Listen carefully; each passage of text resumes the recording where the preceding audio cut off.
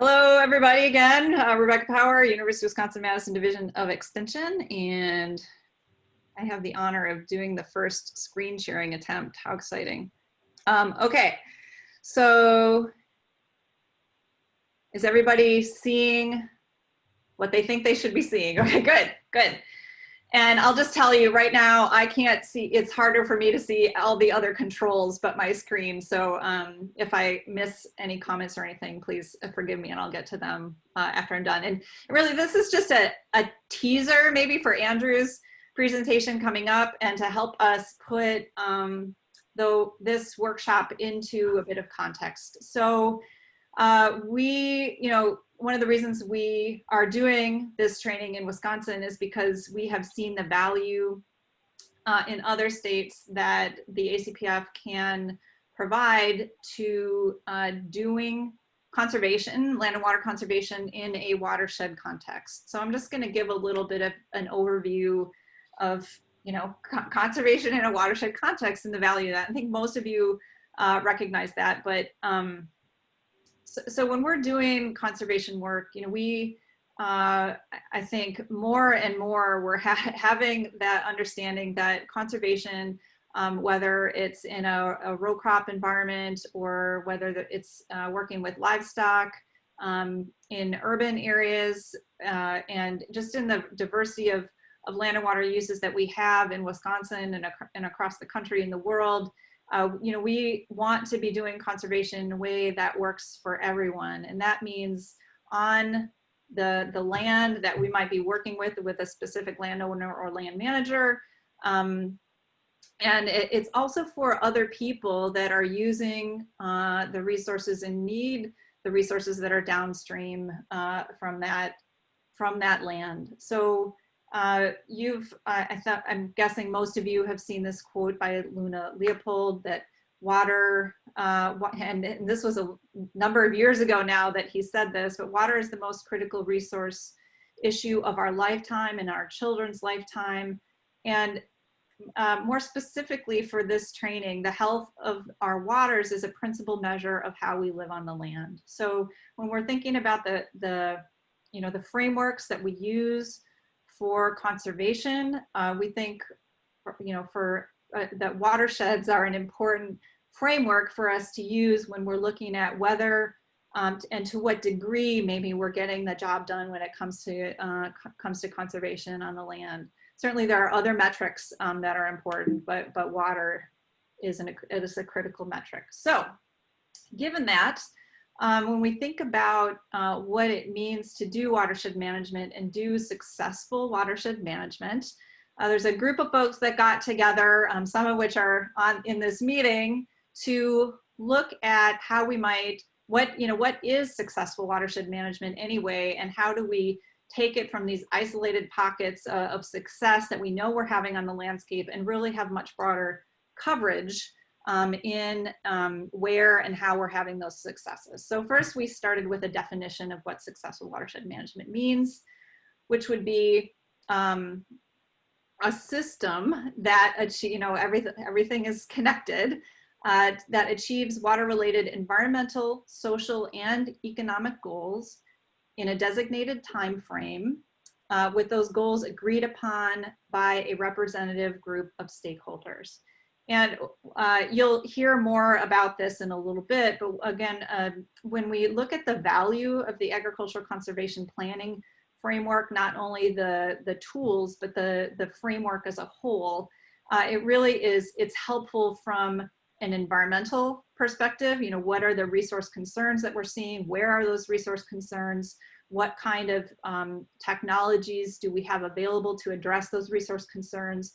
But the ACPF is also a communication tool, an important communication tool for working with landowners or groups of landowners or broader groups of stakeholders to prioritize where we're doing management and how we're doing management.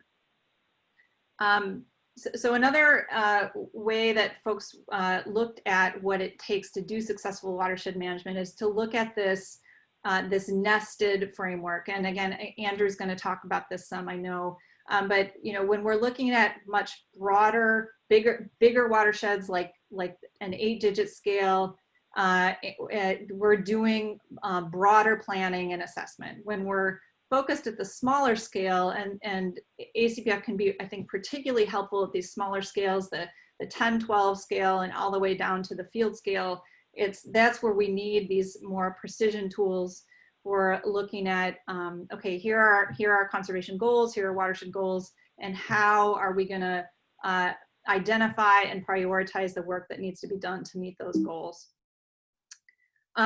Also within this type of nested watershed management framework, the same folks that I said that put together this report identified the importance of human capital, the individuals like you and the folks that are managing the land or that are supporting the management of the land and water. Though that type of capital is important in making progress. The relationships between those people, the social capital is important. The policy frameworks that we're working within and the financing frameworks. And we're gonna focus mostly on one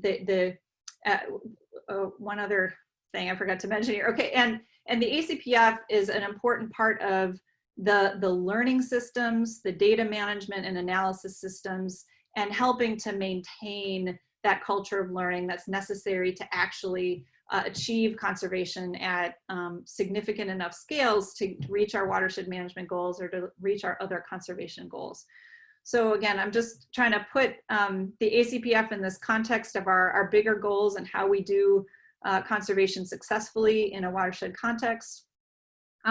This might seem a little bit out of order here, but it's prepping for our watershed planning exercise that we're going to be doing later on.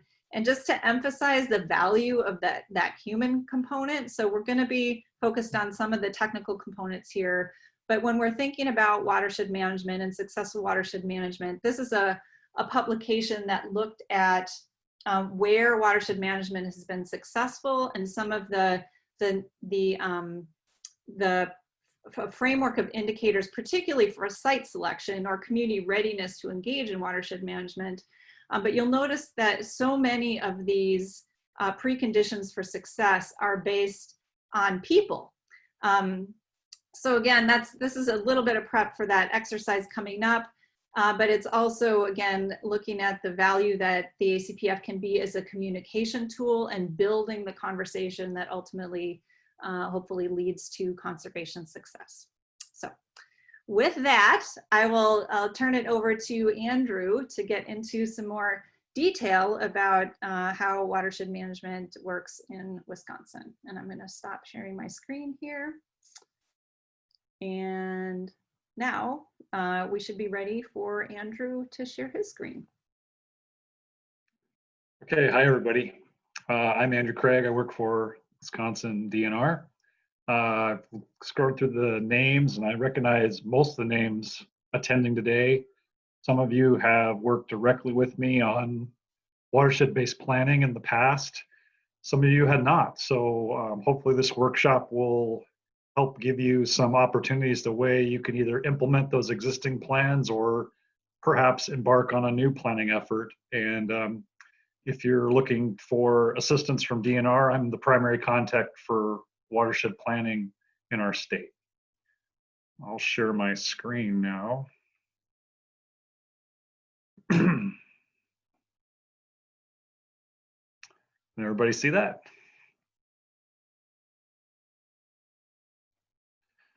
All right, that's good. So picking up where Rebecca left off, we're kind of kicking it off here, giving some background and perspective of how this, setting the stage for this whole workshop and the specific ACPF tool and how it can be used in watershed planning and implementation. I'll be giving you a little history about how we've focused on watersheds within Wisconsin in the past and some examples of either county efforts or other aspects of watershed planning that are currently ongoing in our state. So the first one, those of you that have been working in Wisconsin for quite a while will remember this. Wisconsin has a very established history on focusing on priority watersheds. It was called Wisconsin's Priority Watershed Program. This map on the right kind of shows an overview of where those watersheds were. This Priority Watershed Program was created by the Wisconsin legislature in 1978, and it phased out in 2009. Rebecca talked about the size of watersheds. I want to emphasize this too. This program focused on Huck 10 to Huck 8 size watersheds, which are around 270 to 700 square mile areas. Approximately, this is my estimate, I'll be fully honest, I didn't double check this, but I did look at about 30 plans and looked at the price tag on each one, because these plans are available online on DNR's web viewers. Approximately $300 to $350 million was allocated for the Priority Watershed Program effort. This was a significant effort put forward by the legislature. It was funded primarily through bond funding. And once the program was phased out, the main reason it was phased out was based on cost concerns. In fact, we're still today paying off that credit card debt or that bond debt for the priority watershed programs today. So that's one effort of watershed planning and watershed focusing in Wisconsin that started back in the 80s and led up to where we're going now.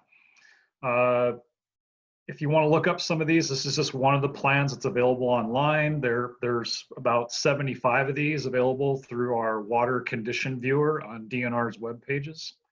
And if you haven't been to DNR's web pages lately, we just went through an overhaul. So if you haven't been there, go there. It's quite different. It's much more visual and less wordy now. And each one of these plans has a approval letter from both Department of Agriculture and DNR. There was a joint effort by the two agencies, and often collaborating with different counties. This plan was from Vernon County in 1995. Another example of watershed focused efforts are county land and water resource management plans. And there are several people who work for county land conservation departments attending here. So this is going to be this will just be a review for you. But for others, all Wisconsin counties must have and implement a land water resource management plan to qualify for Department of Agriculture funding for staff. These plans now, in the last 5 years, the time frame for updating them is now a 10-year interval. It was more frequently that it was pushed back to 10 years. The main focus of these plans are to assess and then improve water quality and soil erosion conditions throughout the county. There are some specific requirements, the ones that kind of relate to this workshop, and some of DNR's objectives is to consult with DNR on setting or identifying water quality objectives for specific watersheds in the county. It's in that county plan. Reducing non-point sources of pollution, including important water quality or watershed-based information, such as are waters impaired for things like phosphorus, sediment, other pollutants? Are there approved TMDLs, total maximum daily loads, within the county? If so, where are they located? What pollutants do they focus on? And what pollutant load reduction goals do those TMDLs specify? And I'll be jumping into this a little more detail in a moment. And finally, land water plans also focus on identifying priority watersheds and farms to focus county conservation efforts and practices to implement the NR 151 performance standards. So this is a geographically focused planning effort, and that as counties have their plans expire, they go through a renewal process, and they often consult with us and others to revise their plans to reflect some of this information. Okay, more recently, after the completion of the priority watershed program, we went to a different effort at DNR, which involved a targeted runoff management grant program that was more specific to specific areas and a smaller scale than the HUC 8 or HUC 10 scale.